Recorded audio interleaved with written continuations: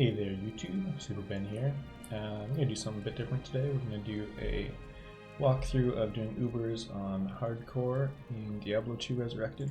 So I'll start by going through each of the mini Ubers and then do Uber Tristram, and then I'll do a little gear and stat walkthrough at the end, but I'll have timestamps for everything there at the end. So yeah, we'll just start out with guides for each of the individual places. So alright, Furnace of Pain first. This one's probably the easiest of them. Well, maybe Uber Duriel, but Uber Duriel can sometimes cause issues.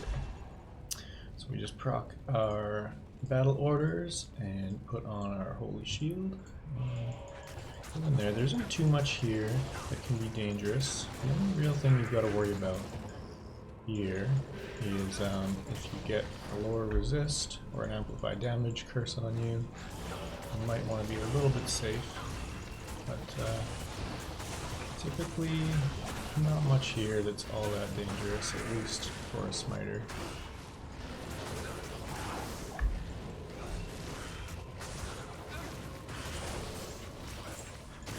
A lot of people, would just teleport their way through this, but that requires like an Enigma or other good gear, which, we don't necessarily have, and plus, this is on hardcore. I played a little extra safe, because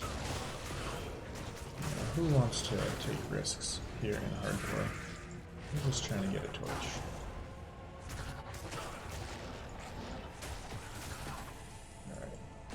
I could just leave this guy alone, but I'll grab that full rejuve.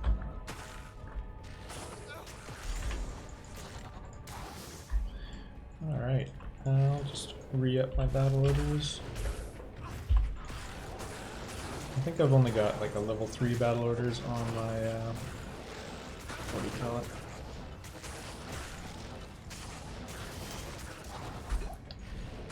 On my sword, so, it doesn't last that long. It lasts like 2 minutes. So, just remember to keep it procced. Not that there's anything too dangerous here, but we keep it safe. So we're looking for Izual. He's always in this area. He's always at the very end. So there's no real shortcuts. It's not like some of the other areas where he's random, or like Lilith, for instance, is randomly placed.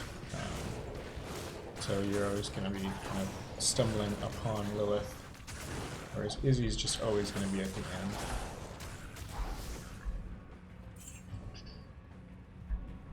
Should be approaching him fairly soon. Be a good idea to re-up.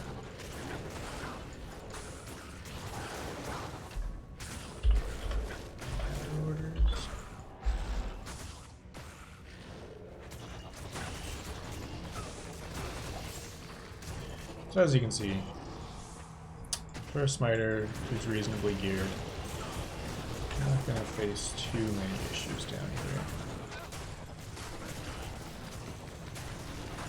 here. Even Izzy himself just doesn't hit that hard compared to like Lilith.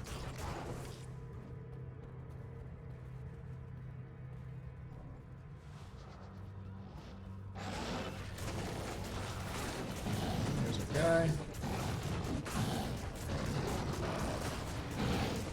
He's focused on the sea. Keeps things nice and safe for us. Pick up that brain and let's get out of here.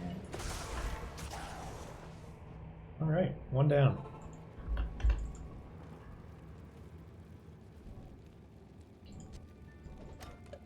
Oh. I can't carry anymore. Alright, get out of here. It would be nice if I didn't have my inventory completely filled up, but that's alright. I'm going to be extra safe before I go into Lilith's area here. So yeah, we got Matron's Den. I'm going to go actually and proc Fade before I go in there. And the reason I do that is Fade gives you not only higher resistances, which aren't really useful for me, I've got max resistances, but what it gives me is a damage reduction, percent damage reduced, and our little succubi down there do physical damage. And when you get hit by a lot of those balls all at once, you can definitely feel the pain. So this isn't really necessary or anything like that, but you know, a treachery's cheap, only costs basically a lem rune, and you know, you proc fade eventually. It lasts for maybe 10 minutes, maybe a little bit less than that, so it's just a good little extra bit of safety. And you know, we're here in hardcore, so we're on the rush. Alright, into the matron's den. I'll just drink a potion there. Yep. Things. So this one can sometimes take a really long time just because it's all random where she's going to be. Really the only dangerous guys down here are the succubi. Anything else, you know, you don't want to get ambushed by a huge pack, but like, you know, this big pack came around me and really did my damage drop? Or did my health drop? Not really. So you can see, mostly comes down to the succubi. I don't know of any particularly, like, you know, good method of searching down here. Like if there's, you know, always turn left, like when you're in the Countess area. I don't really know if there's any specific way you should be traveling down here, so I just kind of search, and we just hope we stumble across Andy, or Lilith, I should say. It's locked.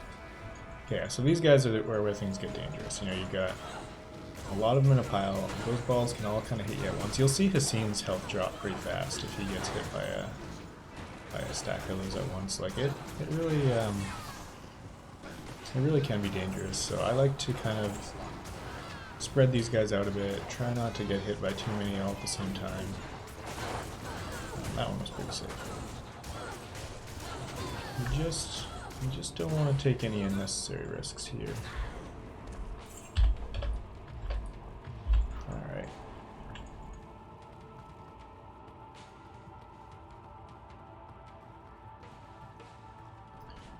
I'm not getting super lucky so far. Continue down. I am getting pretty lucky with the mobs though. Haven't really seen too many succubi, which is nice. Maybe I spoke too soon. Pop a mana potion. Just smite keeps going.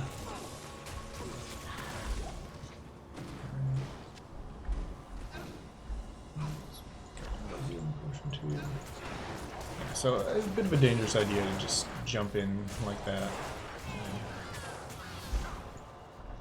could have played that a little bit safer, but okay, yeah. So like this group, what I like to do is try to draw a couple of them out. Maybe see if we can fight a couple at a time before I go in. At least get a couple of them stunned. That really wasn't too bad of a pack, but you know, if you get 20 or 30 at a time, like, is this pack going to be dangerous? Maybe. And just see how quickly those, and they're physical damage, you know, so it stacks fast. But playing it extra safe. Alright, let's move on. And just give a little battlers.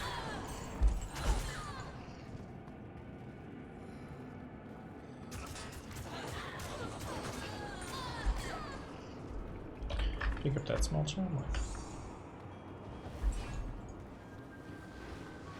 Looks like it's gonna make me search the whole place here.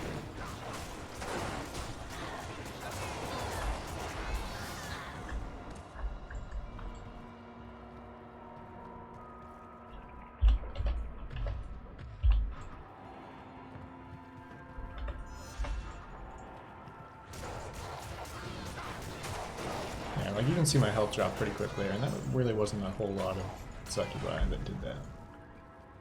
Heads up quick. Alright, I got a feeling she might be up there.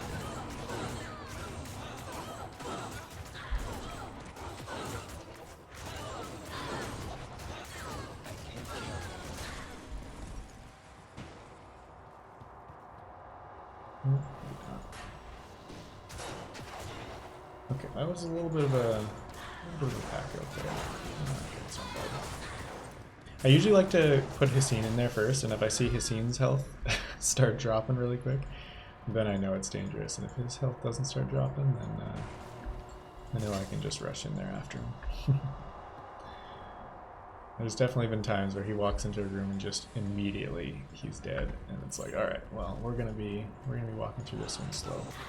Yeah, I guess I'm gonna have to be searching this whole place before I find our girl.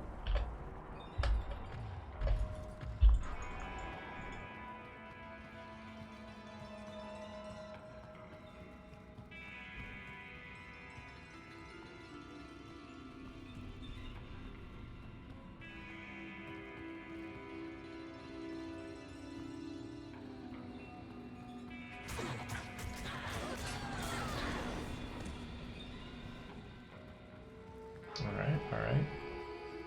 Well, I regret not starting over here. It looks like I think this might be her. No. I saw the little light in the distance and thought it might be her. Alright.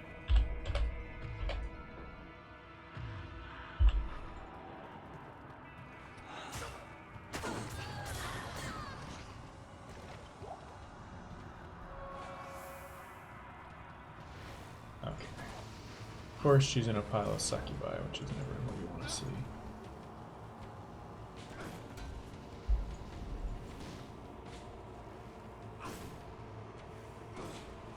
Come on. Alright, this is a pretty bad situation, honestly. This is pretty much what you least want to see. You know, you got Lilith in here with a whole ton of succubi. Looks like Hissine's gonna drop really quick, so not an ideal situation, definitely. But yeah, hopefully I can draw her out of here. She definitely sees me. I guess we can take out one or two of these guys. Watch out, Hissine. Yeah, a little sketchy in there. Hissine's down. Lilith come. Okay, she's out. Alright, we should be good now. We procced Life Leech, so yeah, now we just stand here, take her out. Definitely not an ideal situation, but you know, we kept it safe. We didn't take any risks, and yeah, she's down. If you really want to play it extra safe, yeah, you can come in with a wand, and you can cast. Let me just remember what the spell is called. You can come in with a wand, you can cast Life Tap, and be extra safe, but we're all good there. Alright, so 2 down.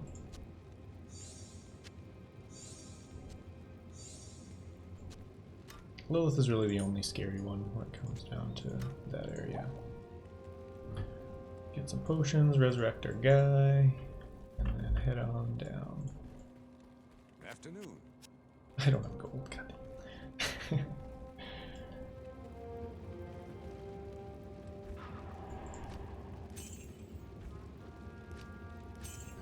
Alright.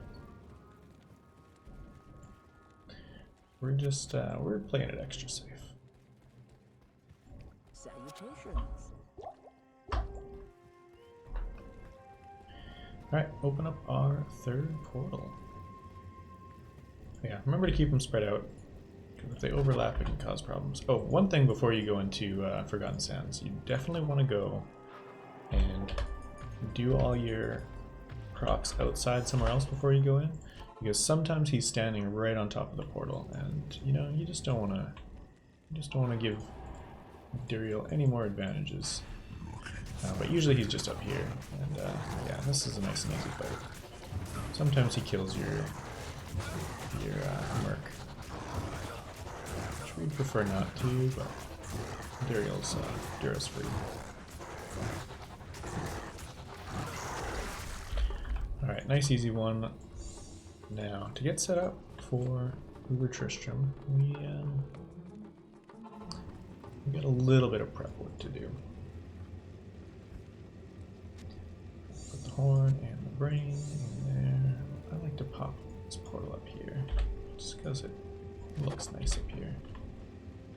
Alright, so before we go in there, we are going to put on Thunder God's Vigor, and we'll put on Treachery. And I'll go proc that bad boy. Actually, and also I'm going to grab my Life Tap Wand. Alright, so let's go over and proc up Fade again. Now the reason why we want to proc Fade this time is for the resistances, not for the damage reduction. Oh, did I get it already? Nice.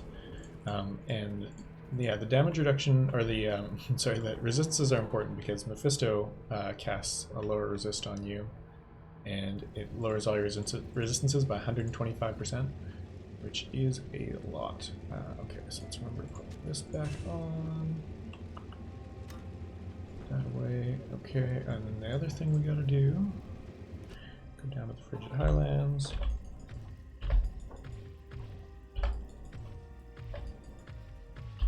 Just make sure we got everything. Okay, and then we're gonna go put on our lower resist wand and get in there.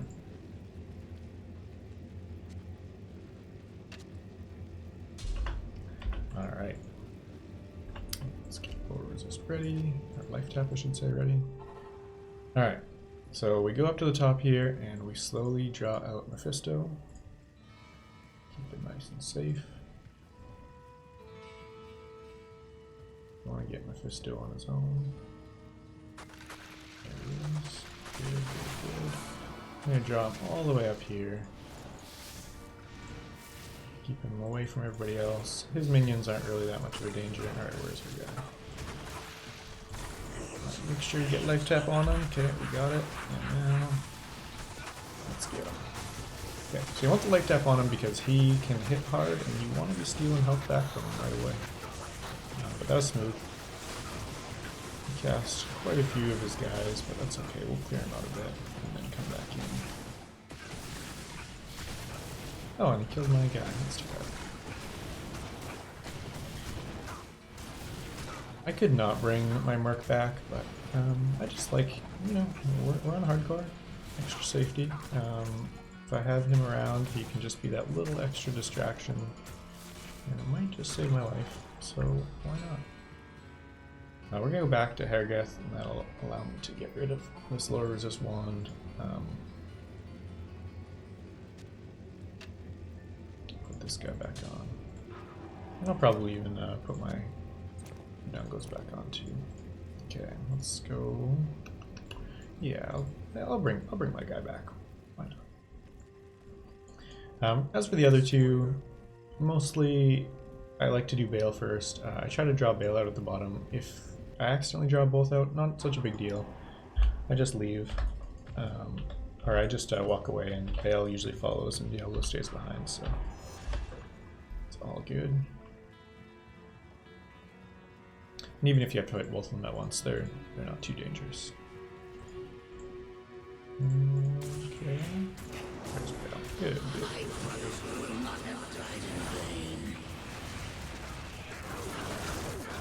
It's possible Diablo might come out here. Yeah, he's gonna see this, but that's alright.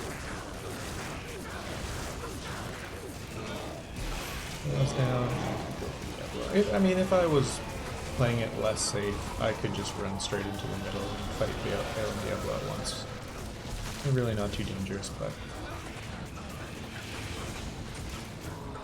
might as well be safe. Alright, so he's down. We are clear. That was actually a lot smoother than usual. Usually there's a little bit more of a hassle taking those guys out. I'm just going to clear out some of the minions. You can see there's the torch on the ground, and let's go put our torch away and pick up this new one.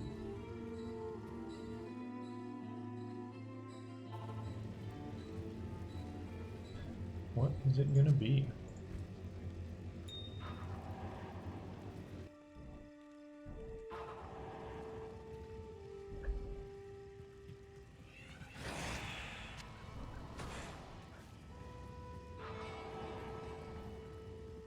Alright, and there you go, congrats. We did the Ubers. Okay, I think it's time to do the torch reveal. Ready? 3, 2, 1, go. We got a 1514 druid. Pretty trash. Pretty trash, honestly. It's not what you want to see. But take my 1514 paladin. Pretty similar torches, actually. So yeah, that was good. I'll go through some of the gear and some of how I'm spec'd out. You probably saw a lot of the gear throughout the run. I've got a Grief Phase Blade, which is definitely the most expensive part of the build. You don't at all need Grief, it just makes it go faster. It's not going to be any less safe to use something like Heaven's Light, Mighty Scepter, and in some ways it'll even be safer to use the Heaven's Light. If you want to be extra cheap, you can use Black Rune Word. You can use Crushed Flange. You just want something with Crushing Blow. That's really all you need. But yeah, the Grief doesn't have Crushing Blow, but it has just a ton more damage than anything else you could use. So that's a big one, but it's only for speed, not for safety. Guardian's Angel, this is what I like to use, mostly because, I mean, you can see my resistances. 95, 95, 95, 90. It just keeps everything extra safe. No elements are really going to hurt me. You can see like the Succubi are the only dangerous thing, and that's because they're physical damage. G-Face, it's cheap, gives Crushing Blow, it's good. No reason not to use it. For shield you can use a bunch of different things. I like to use Sanctuary because it gives huge resistances. You can see that 110 to all res. That just makes life easy. And it has good smite damage when it's in a Sacred Targe. This one had a 42 all res base. You can also use something like Herald of Zakarum or whatever else you might want if you want to spend more money. But Coco Mal, pretty cheap honestly for a good item. Goblin Toe Boots, you can also use Gore Riders, doesn't matter too much, just need that Crushing Blow. I like to use Dungos, mostly for the damage reduction, a little bit safer around those Succubi and other things. And that 35 Vitality is always nice. You could also use String of Ears, or you could use pretty much anything. It doesn't matter that much. And then Drax are a must.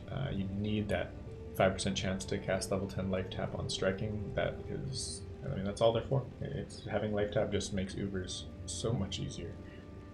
For the rings, I like to use Ravenfrost to make cold not hurt me. I like to use Dwarf Star so that fire doesn't hurt me. And then when I fight Mephisto, I put on T-Gods so that lightning doesn't hurt me. I am extra safe when it comes to elemental damage. And then I just have this amulet, 3 to combat skills and plus to strength. It's whatever, I can do better. My swap, we've got a Call to Arms, of course, for the battle orders, and we've got a Spirit just for the plus 2 to all skills. And in the inventory, obviously got a Paladin Torch, an Annie, which I just got recently. You don't need an Annie, but it's cool. It's cool to have. And for the rest of them, I just got mostly plus life or plus resistance charms, just filling up the inventory. They're nothing all that fancy, but that's about it. So there is the guide. Anything I missed? Yeah, you want a life tap wand. You can buy these from I think like Act 2 or Act 3, just from the vendors. You can Google it. You can find them. A Treachery, just cheap life, gives you that fade, and just costs a Lem rune, so it's pretty cheap. As for the skills and abilities, one thing you want, so you want enough dexterity so that you have a 75% chance to block. For me, since I'm using this Phase Blade, which has 136 dex, I'm actually over, and then because I added this Annie late, well over. But essentially you just want enough dex so that you have 75% chance to block. Enough strength for your gear, which I think is this Guardian Angel. Requires 118. And then I just have some extra strength kind of by accident. Yeah, and then everything else into Vitality. In terms of skill tree, start with offensive auras, just our points, and then 20 into fanaticism. Go into combat skills, and we just have maxed out smite and maxed out holy shield. And you're gonna have some skill points left over, so I like to just put them into these bad boys to get my resistances up to 95 for fire, cold, and lightning. Without the 5, or was it 10? Yeah, without the 10 in each of these, I will have just 90 to each. So I mean, it's not a big deal. But you got skill points, and what else are you gonna do with them? You could, if you really wanted, you could like put some points into hammer and then be able to do magic damage down there. Yeah, whatever. It's up to you. But yeah, pretty simple, pretty easy, and that's the game. Hope you all enjoyed. Let me know if you have any questions, anything I need to clear up. I'll put timestamps for everything you might need, and have a good rest of your day. Later.